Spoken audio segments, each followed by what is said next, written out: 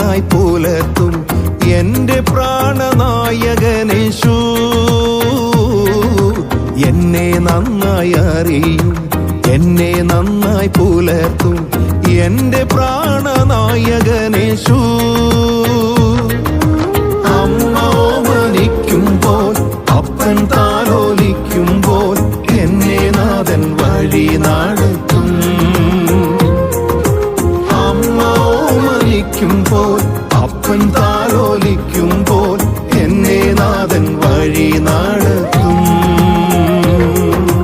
കാൽ കല്ലിൽ തട്ടാതെ ഞാൻ വീണു പോകാതെ തൻ ദൂതരുണ്ട്